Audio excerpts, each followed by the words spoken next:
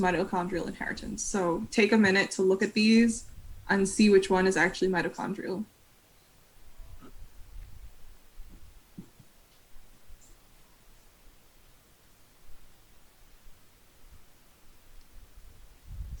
Okay, yeah, very good.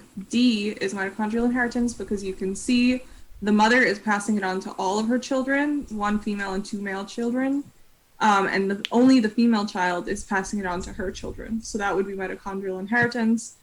Just for practice, you guys can look and see the other pedigrees and see which types of inheritance they are. I wrote the key like over here, and we're going to give these to you later. So that's just for you if you want to like practice with the other pedigrees. Which of the following mutations would be seen in an imprinted gene? A, heavily acetylated DNA, B, increased gene expression, C, heavily methylated DNA, or D, heavily carboxylated DNA.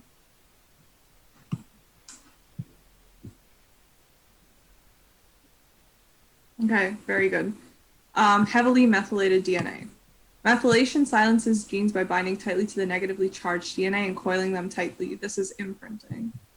Okay. And question 5, which of the following deletions causes Prader-Willi syndrome? A, paternal deletion of a gene on chromosome 15. B, maternal deletion on a gene on chromosome 15. C, paternal deletion on a gene on chromosome 14. And D, maternal deletion on a gene on chromosome 14.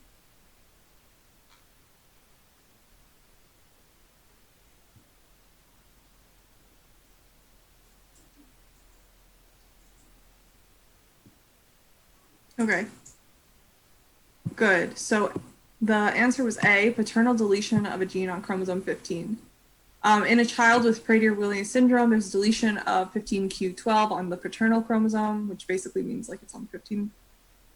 Since the maternal allele is imprinted, which means it's silenced, the child will not have any expression of this gene at all, which leads to Prader-Willi syndrome as seen clinically.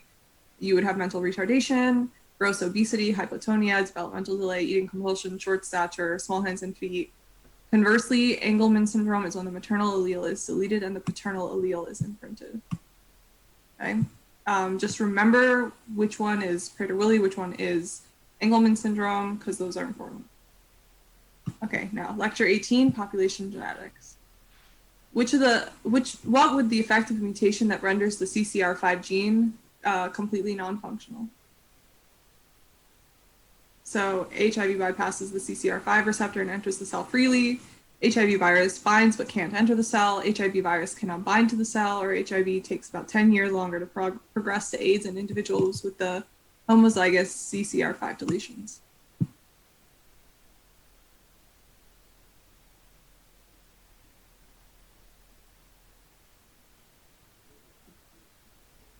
Okay, good. C. HIV virus cannot bind to the cell. A large 32 base deletion in the CCR5 deletion results in non-functional receptor, which means the HIV virus can't bind to it and therefore can't infect the cell. The individuals with this mutation are HIV resistant. Homozygotes versus heterozygotes for this mutation can be distinguished. Heterozygotes with only one deleted allele have a delayed progression from HIV to AIDS by about 2 years. So they still will get HIV and they will get AIDS, but it will be a little bit less severe, like not quickly. Okay, next. In order for a population to satisfy Hardy-Weinberg conditions, it must not include which of the following? Diploid organisms, large population size, new mutations, or random mating.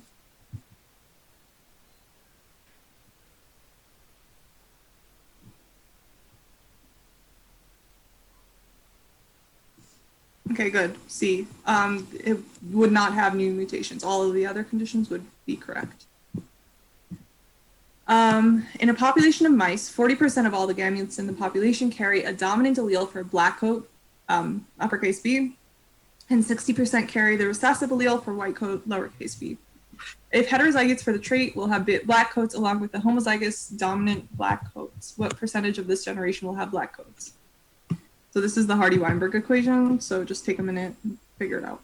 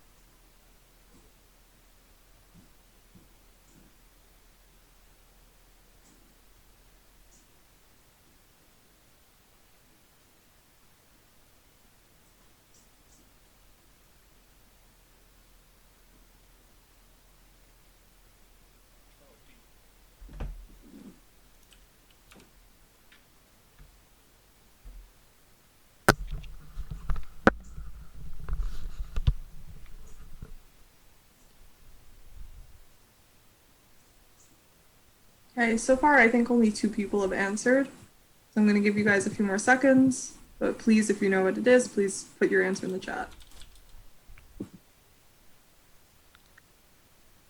All right, so the answer was C, which is 64%. There are a couple things on this page to follow along with me. So here's the Hardy-Weinberg law. So P is 0.4 and Q is 0.6, which is like P would be the dominant, and that would be 40%, and Q would be recessive, and that would be 0.6. So you put it, let's say, in a Punnett square, and you would be able to calculate like how much for each genotype. So big B would be 0.16 because you're multiplying 0.4 by 0.4.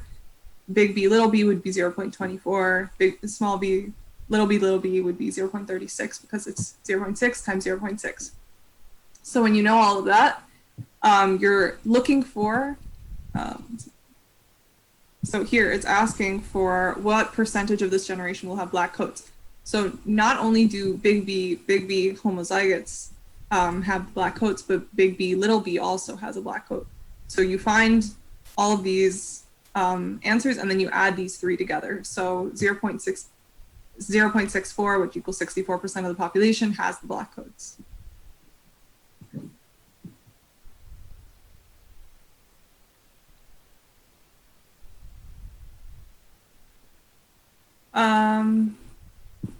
Okay. Oh, whoa, wait 1 second. Which of the following refers to positive assortative mating? A tall man marrying a short woman, a college graduate marrying another college graduate, a redhead marrying a blonde, an immigrant from China marrying an Korea.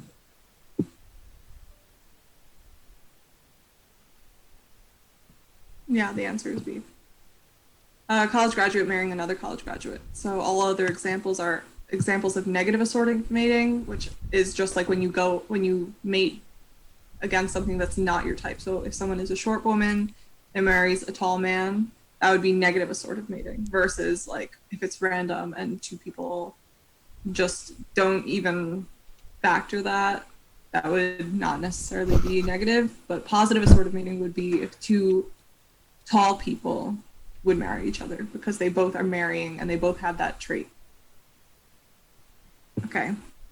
Which of the following will not affect the Hardy-Weinberg equilibrium? A, selection, B, random mating, C, bottleneck effect, or D, stratification?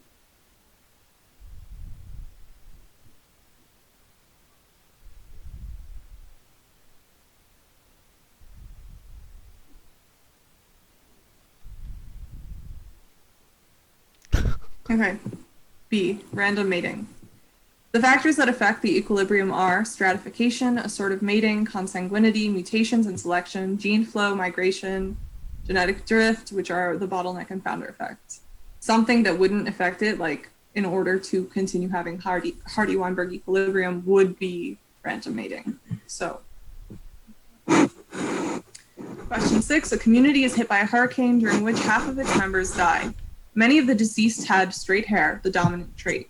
This causes the next generation to have a higher frequency of the allele for curly hair. This is a case of which of the following?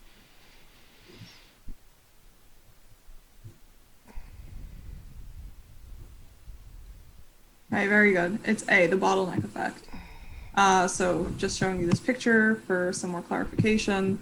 This is the original population, and they have a lot of the yellow gene, whatever the yellow gene would be. Let's say that it could be curly hair.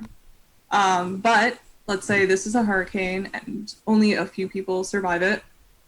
So the surviving population will have more of the red gene, which would be, again, the curly hair genes situation. Okay. Lecture 19, autosomal chromosome abnormalities.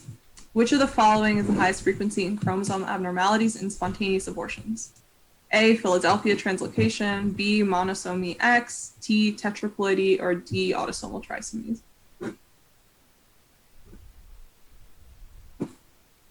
Philadelphia.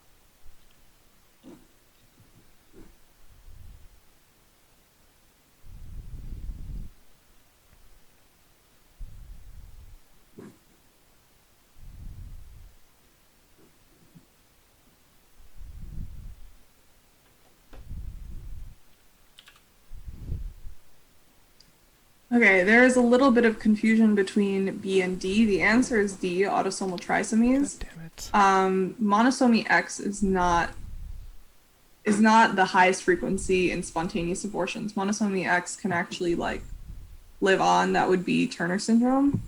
But autosomal trisomies would, in most cases, cause spontaneous abortions. The only cases in which they would not cause that is in trisomy 13, 18, and 21. But all the other ones, like if you have trisomy 1, 2, 3, all the other ones, those would all cause spontaneous abortions because they're incompatible with life. Okay, true or false? The incidence of trisomies increase with maternal age.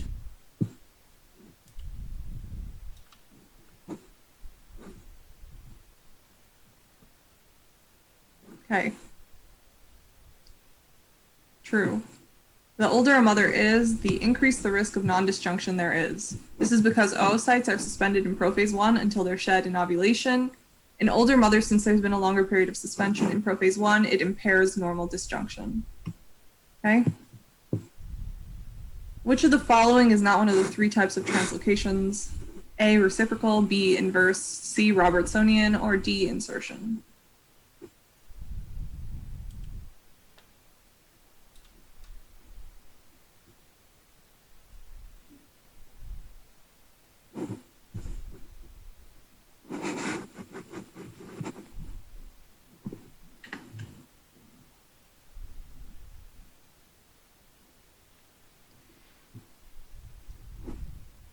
Okay.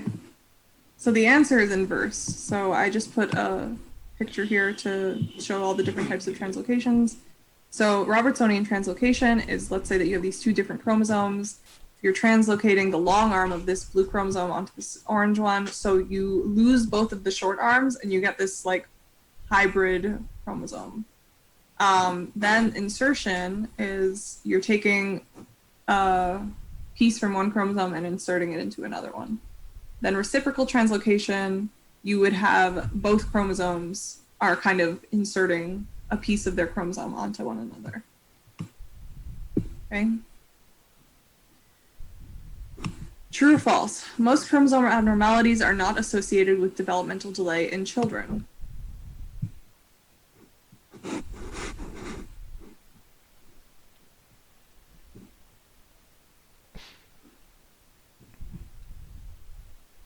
Okay, good. The answer is false.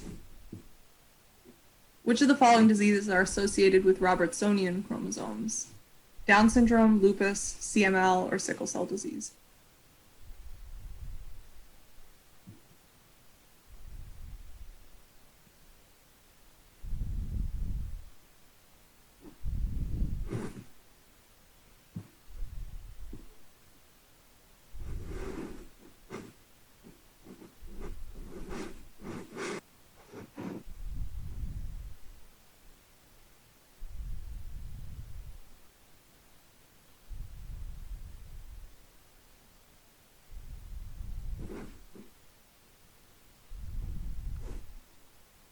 Okay, so some people are not sure and seemed a little confused, so I'm going to explain. I think that you guys are thinking about Philadelphia chromosomes for CML because the CML is a 922 Philadelphia chromosome translocation. So there's a chunk of chromosome 9 that's being translocated onto chromosome 22, and that is not a Robertsonian chromosome. As we said earlier, let me show you a picture again. The Robertsonian chromosome is when the long arms kind of fuse and the short arms are discarded, whereas the Philadelphia chromosome would be more of this insertion. So it would not be CML because that's due to Robertsonian the Philadelphia translocation. It would be Down syndrome. Okay. So the Robertsonian translocation is unbalanced here, and a baby will have 3 copies of the long arm of chromosome 21 instead of 2. This causes translocation in Down syndrome, and the effects are caused by the baby having an entire extra chromosome 21. Okay, now, lecture 20, sex chromosome abnormalities. Which of the following genotypes will result in Klinefelter syndrome?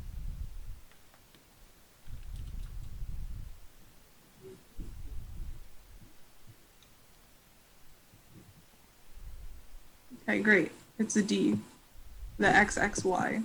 Klinefelter syndrome is caused by an XXY genotype. In individuals with this syndrome, you will see sterile males with underdeveloped secondary sex characteristics, small testes, learning disorders, tall statures, and gynecomastia. Okay, if the SRY gene is present, the child develops as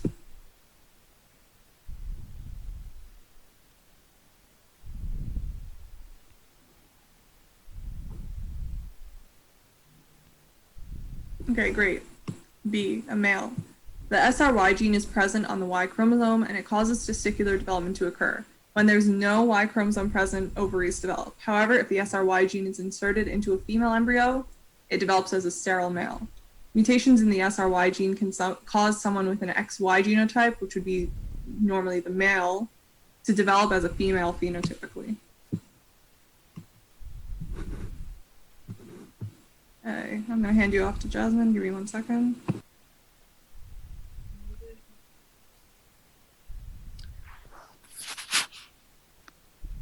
Hi guys. Okay, so question number 3. Gynecomastia is common with which of the following syndromes?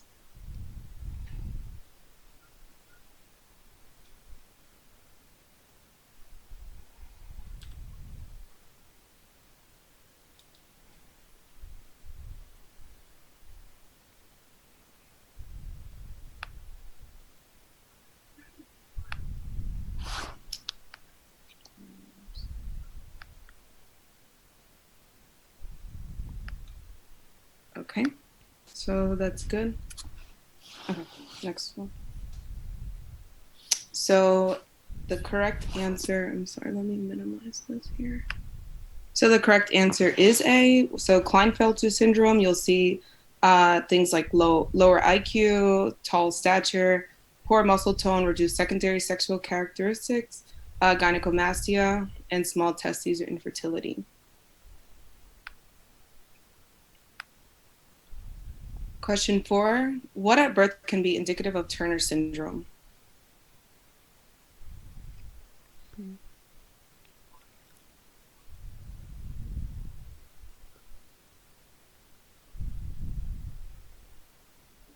Okay, good. So that's correct. Neck webbing is what can be indicative at birth. Amenorrhea is something that can be seen, but that would be seen in early teenage years. So that's, know that that can be something that is seen with those patients, but it wouldn't be at birth. Question 5, which of the following causes 47XYY?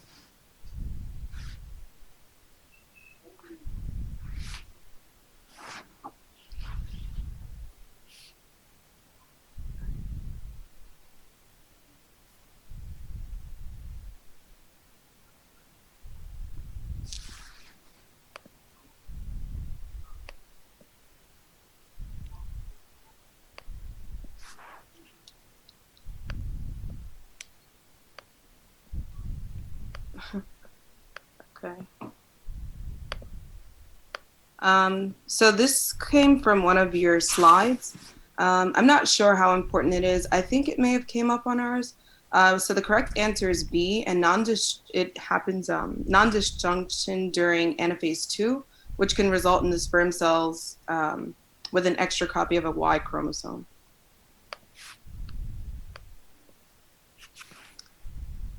Okay, so now we're going to go into iron metabolism and hemochromatosis. So question 1, which of the following is not related to chronic untreated hemochromatosis?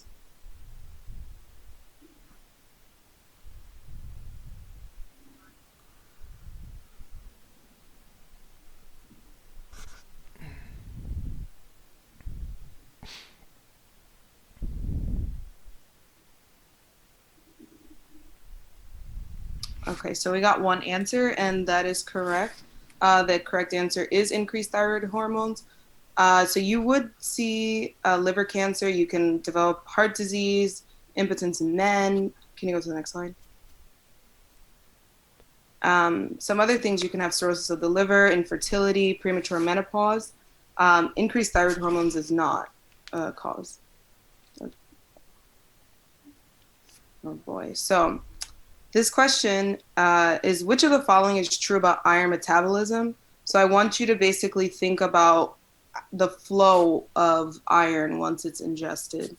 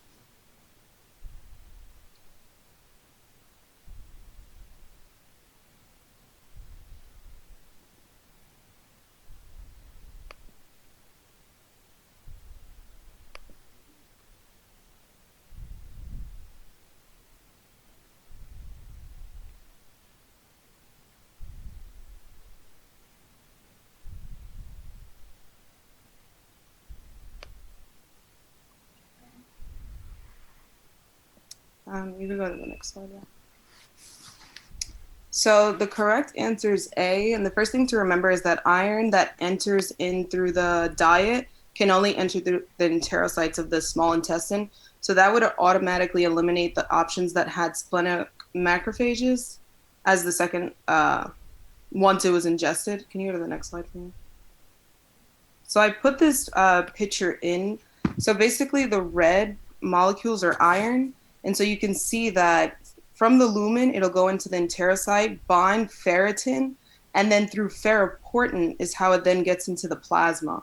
So I believe, can you go back one slide? One more, sorry. So I've seen some of you guys said C. The trick here was that I put that it binds ferroportin first before the ferritin, and it should have been the other way around. So that's why A should have been the correct answer. So it was just kind of there to trick you guys. So just, I guess, pay attention to the wording. Question 3, which of the following statements regarding ferroportin is not true?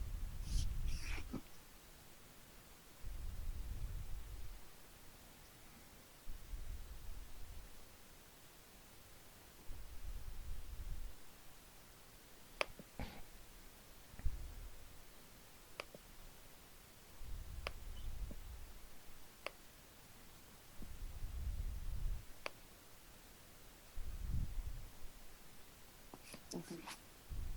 You can go to the next one. Yes. So the correct answer is D. While all the other, good. So while all other answer choices are true, D is incorrect because rather than decrease hepcidin, increased hepcidin binds to more ferroportin receptors, causing a decrease in the membrane-bound ferroportin, which would then decrease the amount of iron that's released. So can you go back to that picture as showed?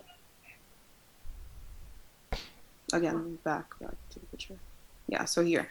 So if you see the blue triangles that are coming from the liver, that's hepcidin. So what hepcidin would do is bind to that ferroportin and basically it would like inhibit the release of the iron from the enterocyte. And can you go back? Sorry guys, we're using two different computers here. Go back. Is this it? So yeah, so if hepcidin were to bind to it, it would decrease the amount of iron that's being released.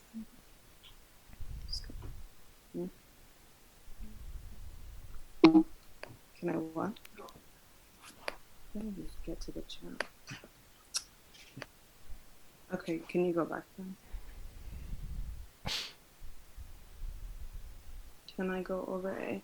A, in this question, in this number 3,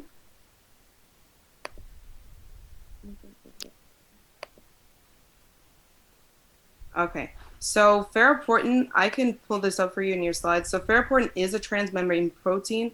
And so the reason why it's considered to be a transmembrane protein is if you go back to the picture that I just showed, you can see that it's on the, you see it's like on the membrane of the enterocyte. So that's why it's considered transmembrane.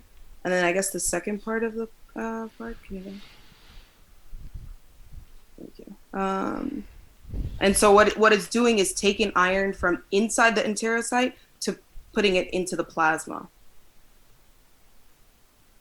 Does that make sense? Sorry, does it take it in and out? I'm not sure if it puts it back into the enterocyte. I would assume it does not, but don't quote me on that. I'm not too sure about that. I believe it just takes it from inside to out the cell. And that's kind of why, like, in that picture also, you only see like that direction, like the arrow is going in one direction. I don't think it'll put it back in. I think the way that iron goes back into the cell is through, there are two receptors, it's like oh, sorry. Okay. Yeah, there are like two to other receptors that allows iron to come into the enterocyte. And I don't think ferroportin is one of them. It's like DMT1 and something else. I'm not sure. I forgot what the other one is called. But I don't think you guys are required to know that part. So this is just a reminder of some important stuff. We don't have to read that. We can go on. Question 4, which of the following statements regarding hemochromatosis type 1 is true?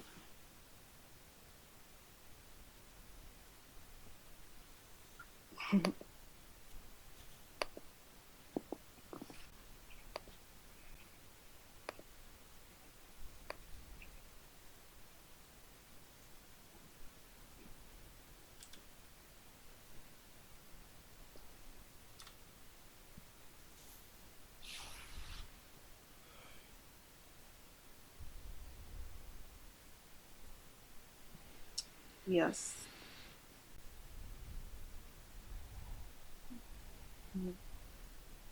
Okay, so the correct answer is C. Hereditary hemochromatosis is characterized by progressive iron deposition and tissue injury in multiple organs. It is a common condition amongst Caucasian males with low penetrance. Thus, the majority of individuals with two mutated HFE proteins may never show symptoms. So, can you go back for something? So it's autosomal recessive. Type 1 is actually the most common of the 5. I believe there's 5 types. It's the most common. And it's most commonly seen in Caucasian men, not Asian American men. Okay, what are the 2 most common mutations in HFE gene for individuals with hereditary hemochromatosis?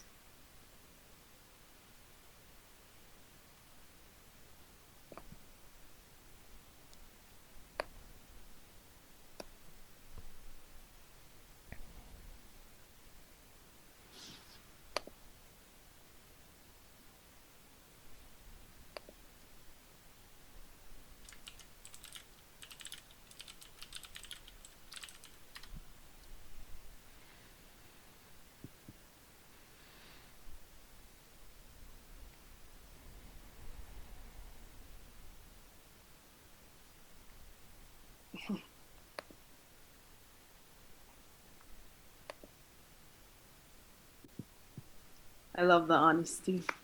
I know you guys are probably studying for other exams, so don't worry. We know. This will be good once you're like actually studying for this test. So don't worry. We don't feel any kind of way. You can go ahead. So the correct answer is B. This was found directly on one of your slides. So the majority of patients who have this would have the C282Y, which is a cysteine to tyrosine. That's the most common. But also you can have histidine to aspartate.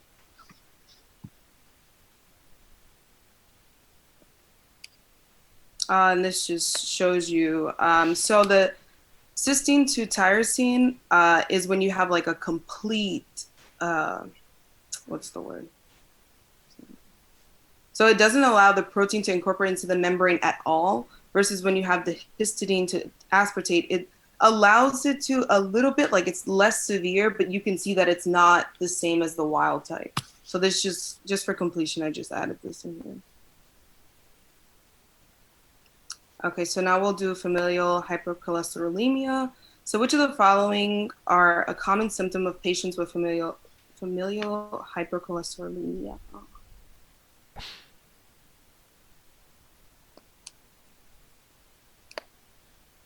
Okay, very good. So yes, xanthomas are common. I think you kind of can see them probably all over the body. They can also have the xanthelasmas, which are usually like found around the eyes, like an eyelid and the sides. So yes, and it's big. They're basically cholesterol deposits. So true or false, homozygous familial hypercholesterolemia have LDL receptors, half of what they would be, half of what would be considered normal.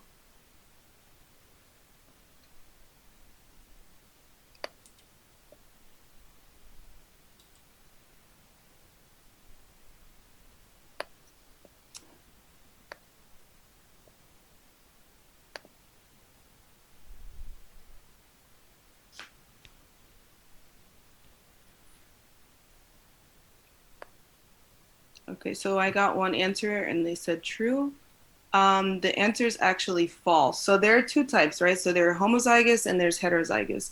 Heterozygous would have made that statement true, but in homozygous they actually don't have any normal LDL receptors. So that would be one of the key differences there, and so that would also explain why homozygous is more severe than say heterozygous. What binds to the LDL receptors? Oh my god.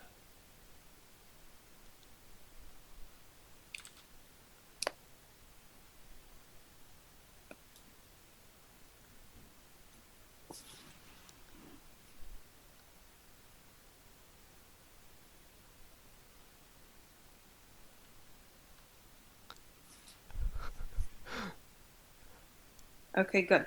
So A is correct. Hey, let's go. So here the answer is A, and I just kind of put this here, but if you zoom into the picture, you can see that on this molecule you have apolipoprotein B, 100, and then it can also be apolipoprotein E.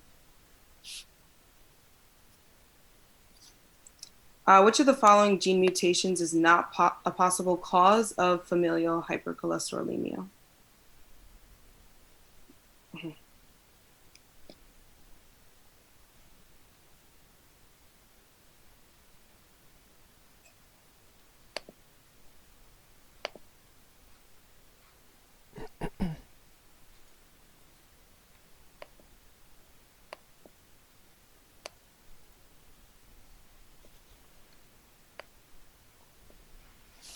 Okay, good. C is correct. Ari Jazz is not even a thing. That's just me and Ariella.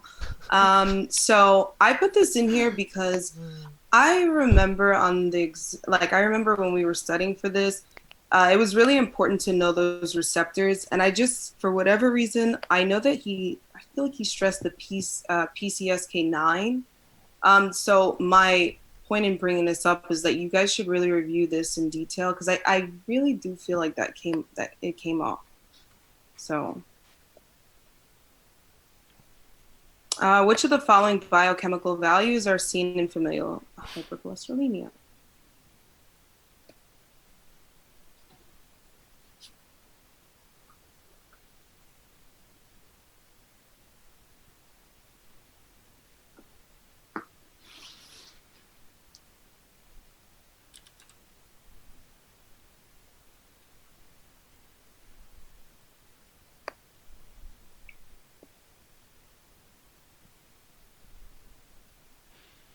Okay. So the correct answer is B.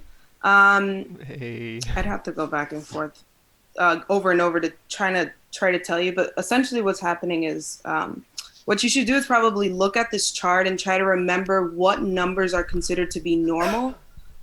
So normal or desirable levels of total cholesterol should be less than 200.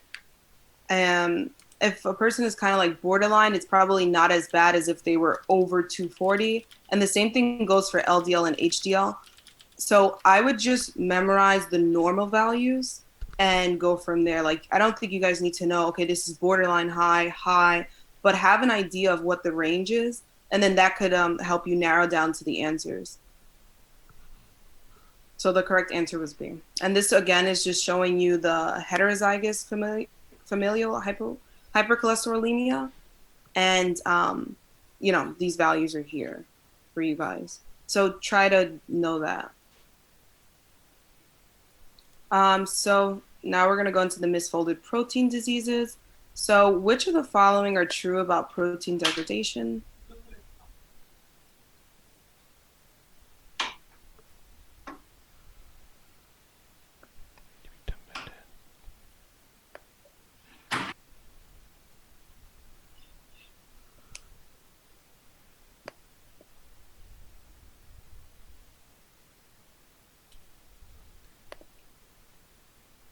Okay, very good.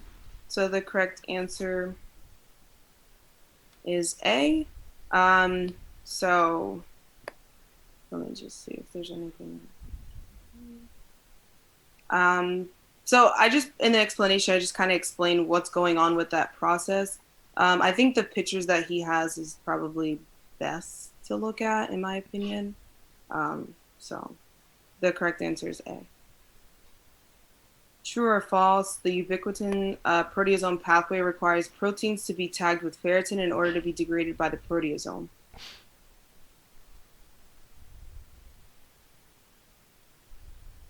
Correct. So the answer is false. They should be tagged with ubiquitin. So what's happening is that you have the protein that needs to be degraded. It'll get tagged with ubiquitin, and then that would be recognized by the proteasome to then cleave it into smaller fragments. So it should be ubiquitin and not ferritin. Which of the following is not an example of a misfolded protein disease?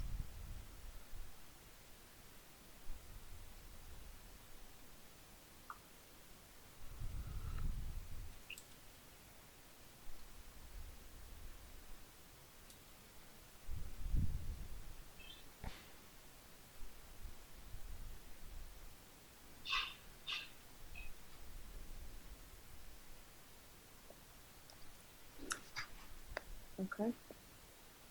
So you guys said A, but they're actually all correct.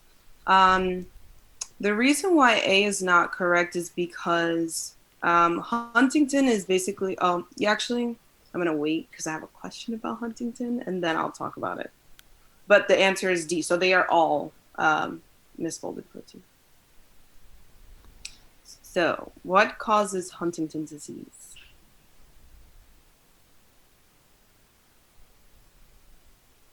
Very good. So the answer is A. So normally you would just have maybe like 10 to 26 CAG repeats, but what happens in Huntington, they have a expansion of that. So they have it, over 35. And so this expanded polyglutamine tract basically causes the protein to become sticky, and then, it starts to aggregate together. So this Huntington protein, HTT protein, will aggregate together and clump, and that's why you have the misfolding of it. So you could probably think of, okay, if it was something that's long, it starts to fold in on itself because it shouldn't normally be that long. It's misfolded. True or false, the role of the ERAT system is to retain misfolded proteins until they are properly folded.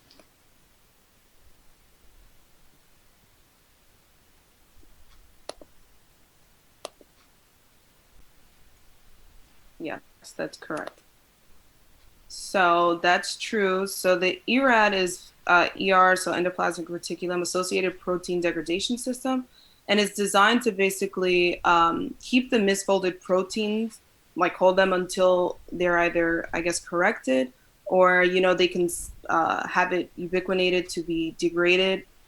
And if it's not degraded and they're sent out, that's when you run into the problem of having different diseases. Is there a picture on the next page? Okay. But there's a picture in your slides that I think also it's pretty helpful. So it basically just kind of tells you, okay, this is the system. It can have one of two outcomes. It'll either go out into the periphery and get misfolded and cause a disease, or it'll be degraded. And yeah, so do you guys have any questions, concerns? Are you guys nervous about the final? Oh, actually, one other thing. So for the final, it is cumulative. I don't know if it was cumulative for us. So what I would suggest is, you can use this and look at the material, and I would say focus on the stuff for the like the new material. Focus on that. Like I probably wouldn't really look at the old material. If anything, I'd look at the sheets that he gave you, the review sheets that he gave you. But there'll be a few questions, but those few questions can put you from like an A minus to an A or something like that. So I wouldn't say not to look at it at all, but if you run out of time, then I wouldn't kill yourself trying to do that. I remember something about 23,000 genes on the final, and some of the bigger concepts that he talked about. So anything that you felt like he stressed heavily throughout the semester, then you should probably expect that would be on the exam. Yeah, and also just if you want to quickly go over some of the major concepts, we did send you some reviews. So if you want to look over those reviews instead of looking through all of your notes, because I really don't think that that's going to be worth it at all. You can just look through the reviews, remember the main concepts, and like Jasmine said, like something about 20,000 genes was definitely a question. That I remember because I actually don't even think that I looked at the previous exam material other than I looked at his review sheets and I just made sure that I knew what was on his review sheets from exam 1 and 2. So that's really a good way, in my opinion, because I don't think that I necessarily got any of the old material stuff wrong. It's just a matter of like refreshing it in your brain. So if you guys have any questions, you can unmute if you want and ask them, or you can write them in the chat. We are at your disposal for a few more minutes. Thank you, guys. Yeah, Viola, you said mostly new material, and that's true. That's true. He will focus on new material. And like I said, if I could think, I don't know how many questions are on the exam. Maybe they're like 100 or something. I'm not sure what there will be, but like, if I would probably say, I felt like we had no more than like 10 to 15 or something. Like, it was so little. Like, that's why we felt like it wasn't even worth going back to look at. Because if you focus on everything else, then you would hope that, okay, I should at least know a lot of the old material. And you should be okay with that. But do you guys have any questions?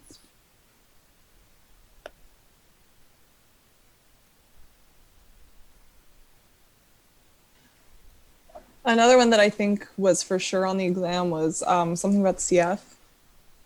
That's a big one. Know the mutation. What else? Yeah, I think that honestly, you guys should be fine as long as you were okay on the first 2 exams. Remember, just review big concepts. Don't get bogged down on like one tiny detail if he didn't go over it like 4 times in his slides. Like he goes over things that are big concepts that he'll test on. He goes over them a couple of times, so you usually know what he's going to test on. And his review sheets are really the best thing that you could use because they're literally exactly what he wants you to know. I'm not sure how the second exam went for you guys, but if I remember correctly, I don't recall there being any probability questions on the final. I don't know if he said that, but I don't recall that because I feel like I would have remembered that. So maybe just practice 1 or 2, but I don't recall that being on there. How was that? How was the second exam? Like, what was the average for the exam? Was it well, good, bad?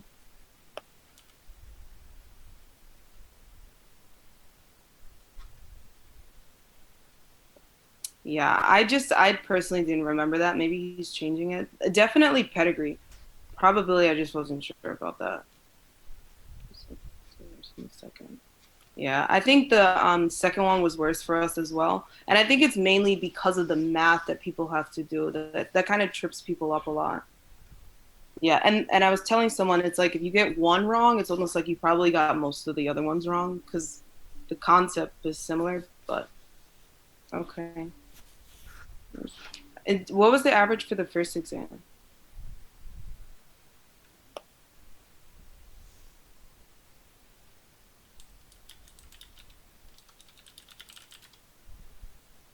Okay. Well, we wish you guys the best of luck. We'll be here. Um, we have an exam coming up as well, but feel free to either email us, text us if you need to, whatever. Just let us know if you guys need